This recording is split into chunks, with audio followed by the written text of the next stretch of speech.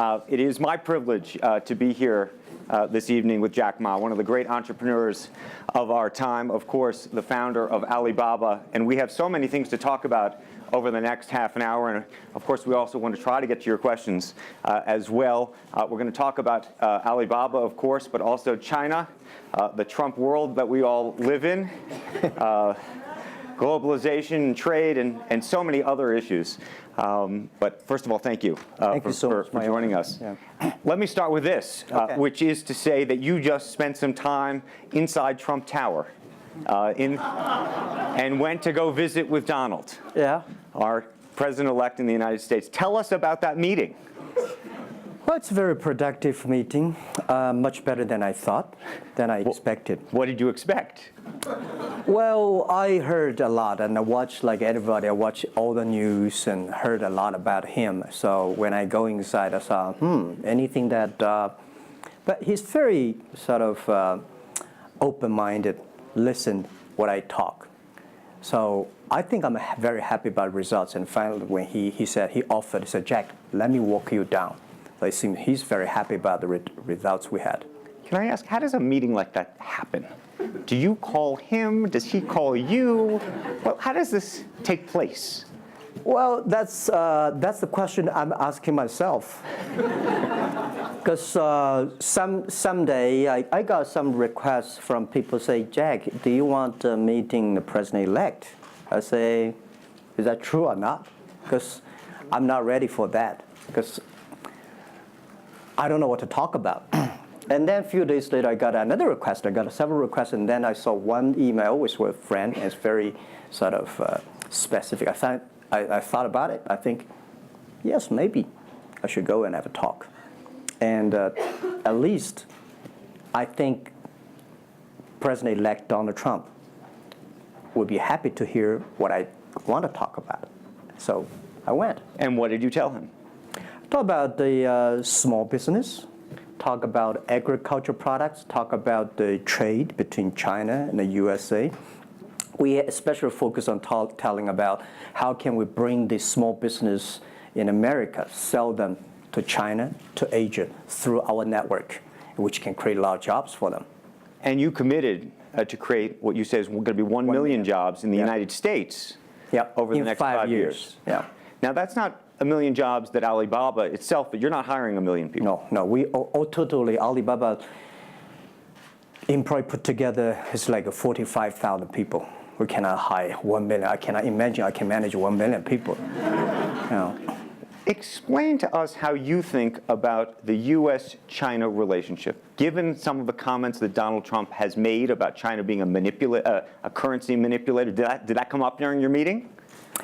Well, I think first, in America, there's a freedom of speech, right? So he can say whatever he wants, and I respect, I understand. But of course, I have my views. We did not debate about the China-U.S. trade or manipulation. We did not debate. We did not talk. We agreed on something. Small business, developing the Midwest America, helping the farmers there, small business there, exporting to China. So we all agreed. But something that we did not discuss about the American, the job losing to China, Mexico, and this. Can I share with you my ideas? Please. Yeah. First, I think 30 years ago, when I just graduated from universities, I heard America had a wonderful strategy. They outsource the manufacturing job, service jobs. They outsource the manufacturer to Mexico and China, outsource the service job to India. There's a book called The World is Flat. Tom Friedman, colleague at the New York Times. And I think it's a perfect strategy. You know, that the Americans said, we just want to control the IP, we just want technology, we just want the brand, and leave the lower-end jobs for the world.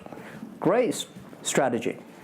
And second is that the American international companies made millions and millions of dollars from globalization. The top 100 companies in America. Amazing. I remember when I graduated from university, I tried to buy a beeper, the Motorola beeper. Cost me $250. My pay at that time is $10 a month as a teacher. And the cost of making that beeper is only $8 for a chip. Right. So past 30 years, IBM, Cisco, Microsoft, they made tons of money. The profit they made are much more than the 4 largest banks in China put together, the China Mobile Phone, China Unicom, and whatever you name it, put together. Still, these multinational companies made more money than. So their market cap grew more than 100 times in the past 30 years. But where'd the money go? This is what I'm curious, because as a business people, I always care about the balance sheet. Where's the money coming? Where'd the money go? Past 30 years, the American had 13 wars, spending $14.2 trillion. The money going there. What if they spend a part of that money on building up the infrastructure, helping the white collars and the blue collars? No matter how strategy good it is, you're supposed to spend money on your own people, right? Not everybody can pass Harvard. Like me, they're not good at education, right? We should spend money on those people who are not good at schooling. And the other money, which I'm curious about, is that when I was young, I heard America is about Ford and Boeing, those big manufacturing companies. Last 10, 20 years, I heard about is Silicon Valley and Wall Street. The money go to the Wall Street. And what happened? Year 2008. The financial crisis wiped out $19.2 trillion USA alone. They wiped out all the white collars and destroyed 34 million jobs globally. So what if the money is not Wall Street? What if the money spent on the Middle East, Middle West of the United States, developing the industry there? That could be changed a lot. So it's not the other countries steal jobs from you guys. It is your strategy. Okay, but you do not distribute the money and things in a proper way. This is what I. And now we're having a backlash. And that backlash is a rebuke of globalization. And so much of the conversation, frankly, that we have here, and that backlash is happening in the United States. But I will say President Xi was here yesterday. You had lunch with him. And he was quoting Abraham Lincoln. What did you make of that? Well, I would say that globalization is a great stuff. It's the USA, it's developed countries to teach us how to do globalization. I remember 2002 or 1 before China joined the WTO, everybody in China was worried. Me, I was worried. Because what if all the international products come to China, destroy our industry, and we have to lose a job? So convince China, after 20 years, then you guys are say, this is a terrible thing. I believe globalization is good, but globalization needs to be improved. This is Donald Trump, president-elect, want to solve it, the problems. That globalization, I think, should be inclusive globalization. In the past 30 years, the globalization was controlled by 60,000 big companies. 100 years ago, globalization was controlled by several kings and emperors. What if next 30 years we can support 6 million business doing business across the board? What if in next 30 years we can help support 20 million small business can do business across the board? So this is something which I believe globalization should be inclusive. And do you think that the words of President Xi will happen in reality, which is to say that China has largely acted on its own behalf for many, many years, and now is effectively saying that the U.S. needs to continue acting on everybody else's behalf? Yeah, I think, the world needs some, Mr. Xi yesterday said it's a wonderful time, it's a best time, or the worst time. The world needs a new leadership, but the new leadership is about working together. This is what I understand. We do not necessarily need one specific leader to teach us what to do, what not to do. But the world have to partner together. This is what I think. And I think as a Chinese, as a business people, I feel proud for what President Xi said yesterday. As a business person, I want the world to share the prosperity together, to join the force together. As a Chinese, I'm happy about what he committed. Yesterday he said, he speaks like us, takes the responsibility of the second largest economy. As the China's second largest economy, he has to take some responsibility. This is the first time I heard a Chinese leader make number commitment. He said, next 10 years, we are going to import $8 trillion US. This make me feel excited because China is transforming from exporting to importing. If there's a concrete number, if we can fulfill it, this is going to be huge change to the China and to the world. But don't you think that it's easier today for China to be interested in globalization because of the benefits that can accrue to China because you're continuing to develop than it is for countries that are, quote unquote, developed? Well, first, the WTO rule is not designed by China. It's not made by China. I will say there's something that I want to change. The WTO is designed, a lot of rules designed for big companies in the past 30 years, and only big companies can do it. And China definitely benefit a lot from opening. I think China should learn one thing, that we grow in the past 30 years. It's because we open to the world. If we continue to open to the world, not fully. Okay. An American business that wants to effectively go into business in China has a very difficult time, has to partner effectively with a company that's there already. This is why I said China has problems too. The world has problems. And China definitely has a lot of problems. China should open, should be more confidence. This is what I feel yesterday. I feel the confidence of Mr. Xi that he is ready to open more to the world. This is what I suggest, that we should solve the problem by business community, right, by negotiation. WTO, China joined WTO for 20 years or 70 years. I don't know the number. But the past 2 years, that I think we as a business, we as a country, we as the world, we have to review something. Right. But not because unbalanced things, we stop it. You've been calling for something called EWTP. Yeah. What is that? This is what I would talk about, is that the WTO was great, but they mainly designed for developed countries, big companies. There's no opportunity for small business. We want to build up an EW, Electronic World Trade Platform, to support young people, small business, thanks through mobile phones, internet, they can sell and buy across the board. And the other thing is that WTO is a very interesting organization. When you put the Doha round, when you put 200 government officers in one room, ask them to agree on something, it's impossible. I can never imagine that they can agree on something together. Business should be designed by business people. So we believe EWTP should be something that the business people sit down together, agree on something, negotiate on something, and get endorsement from the government. I want to talk a little bit about Alibaba and the model itself, because I think for many in the West, if you will, they don't necessarily understand it. And to the extent that the extent that I could try to compare it to Amazon, which I know you think is an unfair comparison, one of the things that's so fascinating to me is that Amazon and Jeff Bezos have pursued what might be described as a very asset-heavy business model. They're buying airplanes. They want to own the entire supply chain from beginning to end. And Alibaba has effectively an asset-light business. It is very much, in terms of the retail piece of this, the opposite. You don't want to own the warehouses. You don't want to own the logistics companies. How do you think about that? Is Jeff Bezos right, or are you right? And is there going to be a meeting in the middle?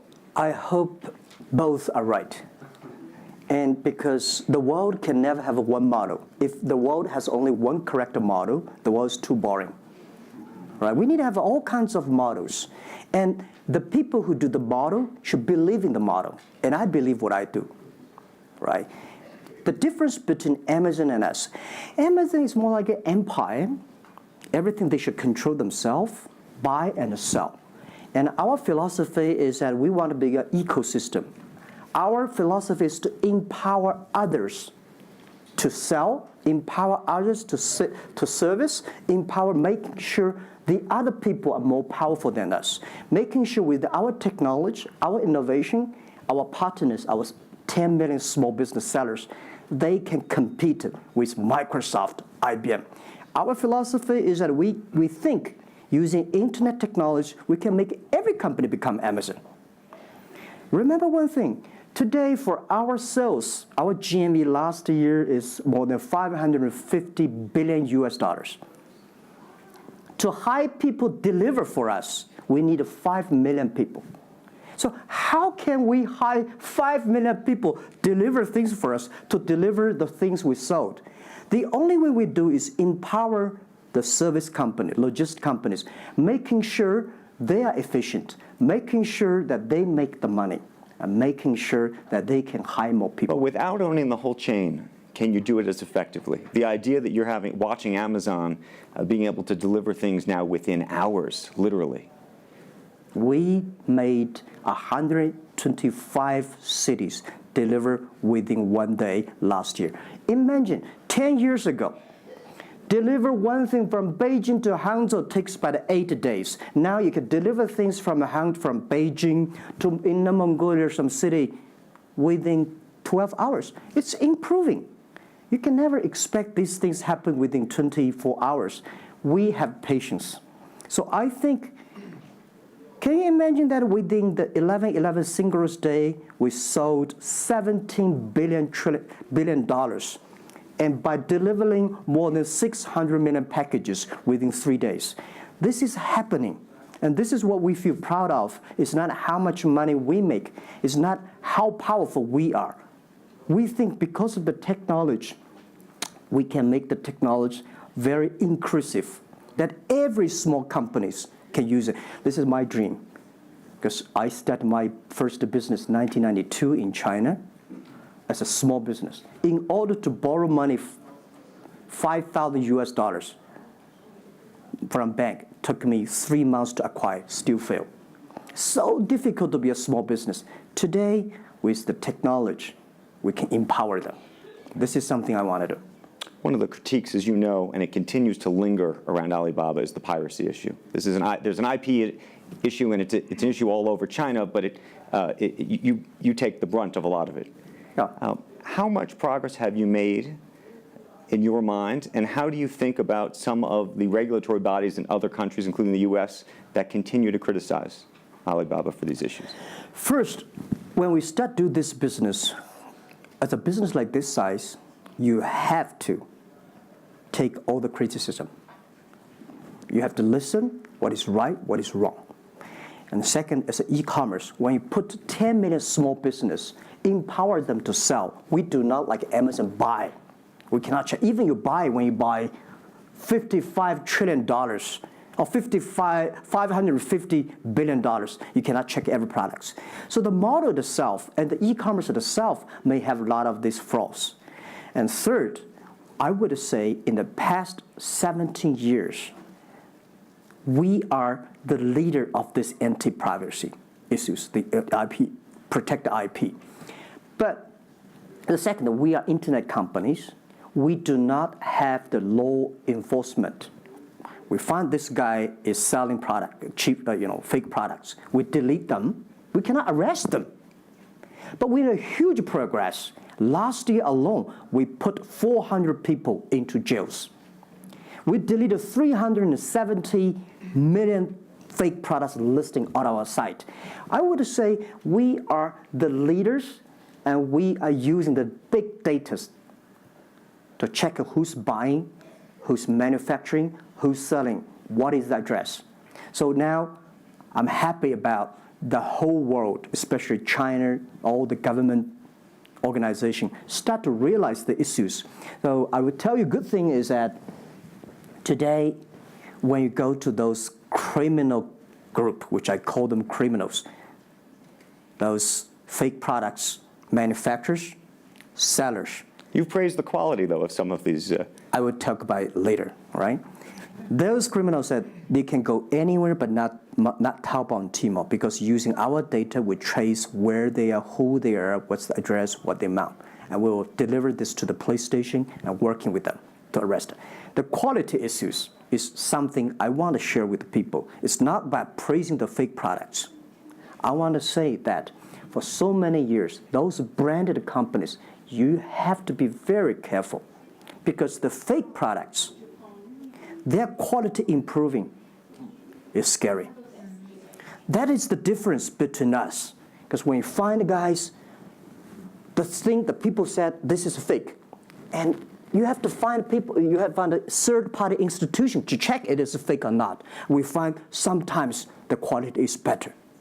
And I tell you, another thing is even scary. There's one branded company.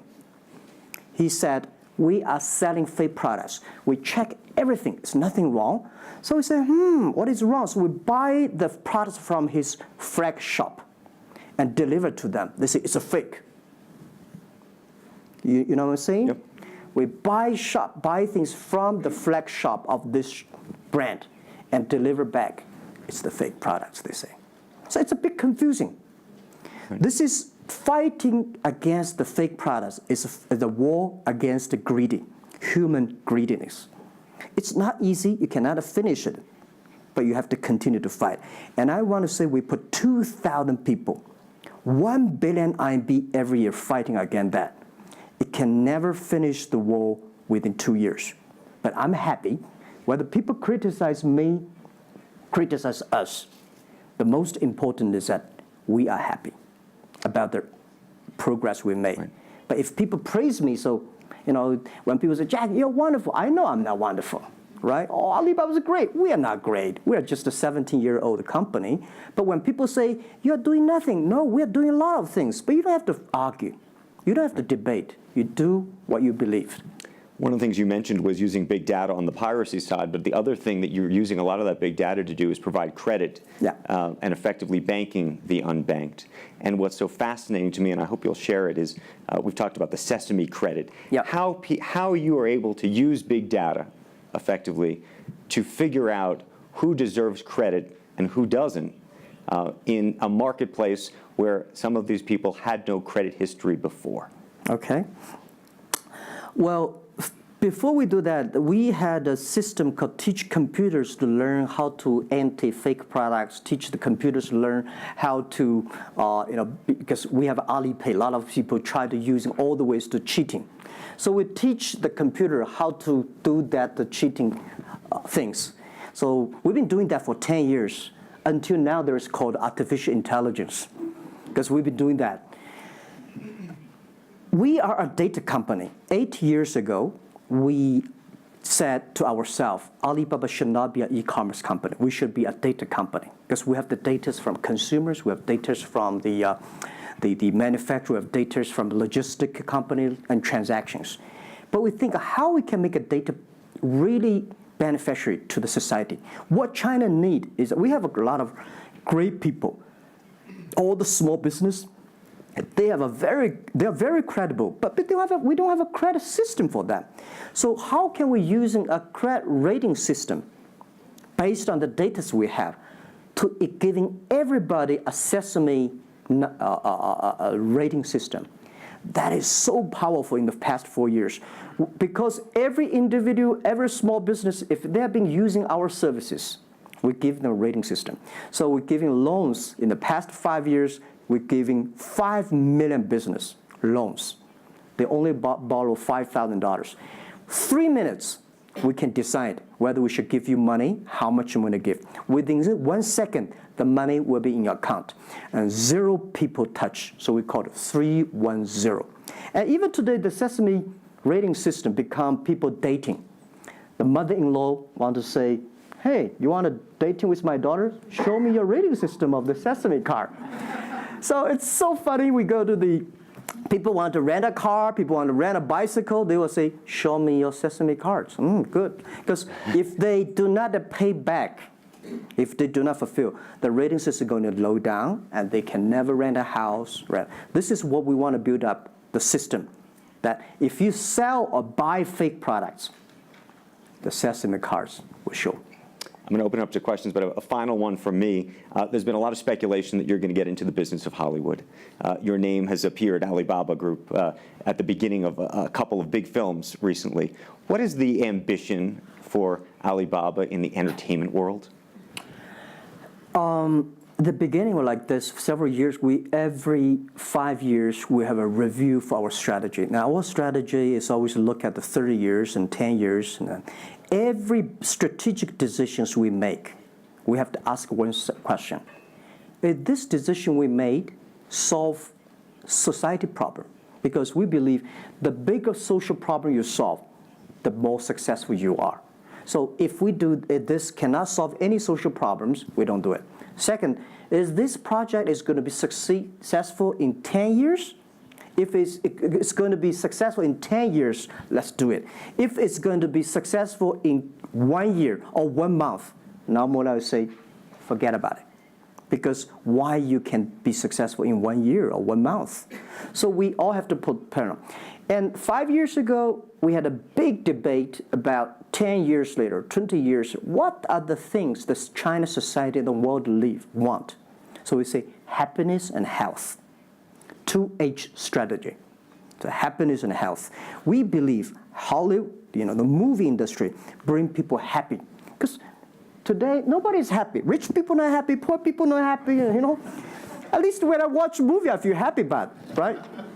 So I think we should partner with the Hollywood, especially like a lot of, we have a different way of living. In China, the movie, we have a lot of heroes. But China movies, heroes always dead.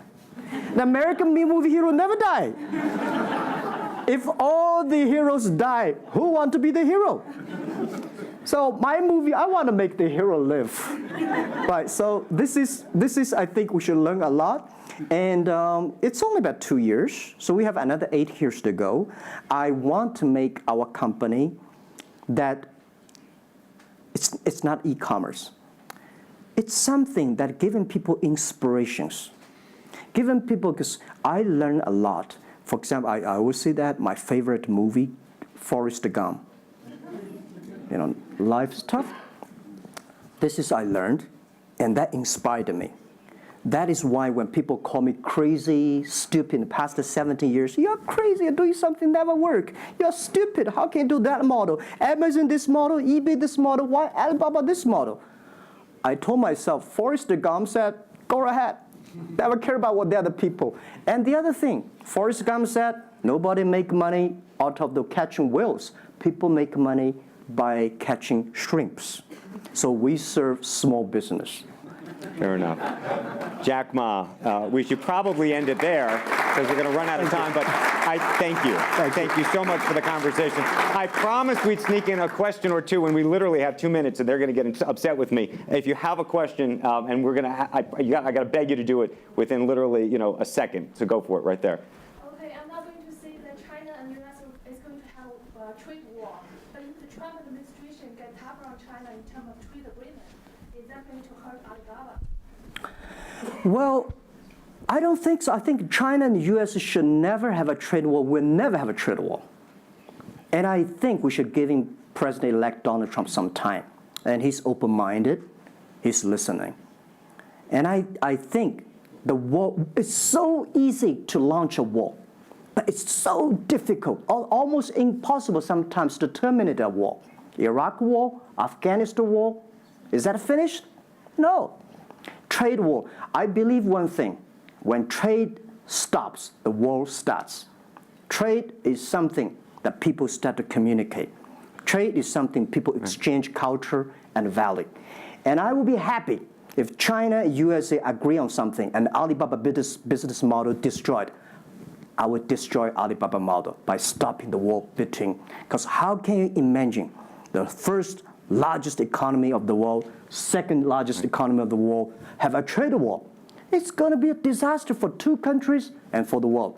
If anybody can do something to stop it, do anything to stop it. Did you have a reaction to Trump and the situation with Taiwan and how he's thinking about that? Well, Taiwan, I think this is not something about government. This is not something about business. This is something about people. If the Taiwan issue is the population, if you do Taiwan issue, it's like against 1.4 billion people. So this is another issue. So we're talking about trade, we're not talking about Taiwan.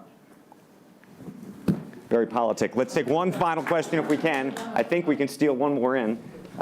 Yes, sir, right there. I'm not a politician. I try to This speak is like me, this. a credit store. How do you assure you are not messing up with people's life and you are not dictating the whole, credit kingdom or the system? Because now you are the decision makers, you are the rule makers.